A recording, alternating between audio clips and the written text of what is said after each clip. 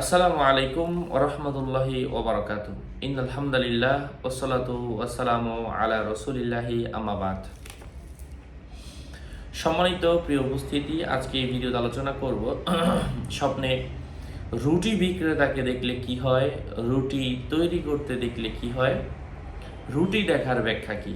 সাথে যুক্ত আছি আমি মুফতি জুবায়ের বিন ইমাম।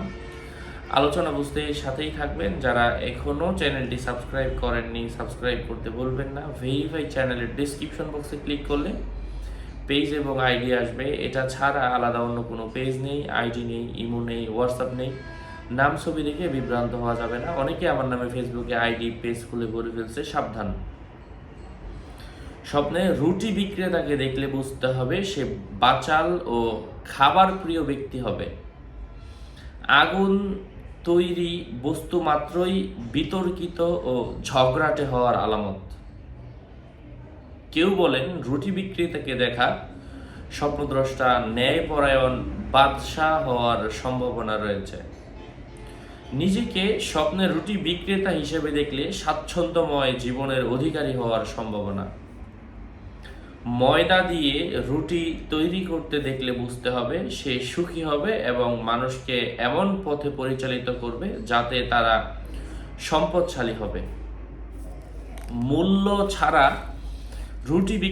রুটি বিক্রেতাকে দেখার অর্থ হচ্ছে স্বপ্নদ্রষ্টা সুখী হবে, জীবনে সুখ নিয়ে তার জীবনকে অতিবাহিত করবে। রুটি বিক্রেতা যদি দেখে যে তার থেকে মূল্য সংগ্রহ করেছে, এর অর্থ হচ্ছে স্বপ্নদ্রষ্টার জীবনে অভাব হবে। রুটি দেখা অথবা রুটি তৈরি করতে দেখা জনসাধারণের মাঝে ভাঙ্গা দিরহামের দ্বারা বিক্রি করতে দেখলে বুঝতে হবে সে মানুষকে ঝগড়া ফাসাদ ও বিভ্রান্তির উপর ঐক্যবদ্ধ করবে।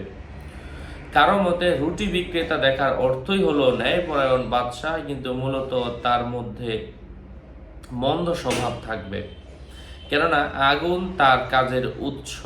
লাকড়ি দিয়ে আগুন জ্বালানোর অর্থ হলো বিশ্বাসঘাতক। যাই হোক, আশা করছি বুঝতে পেরেছেন। আরও আপডেট পেতে সাথেই থাকবেন। সকলের মঙ্গল কামনা করে এখানেই শেষ করছি। আসসালামু আলাইকুম ওরহমতুল্লাহ। যারা এই স্বপ্নের ব্যাখ্যার কিতাবগুলোও সংগ্রহ করতে চাচ্ছেন, সরাসরি আমার থেকে কিতাব, দোয়া, আমলের বই যোগাযোগ করবেন 01908183699।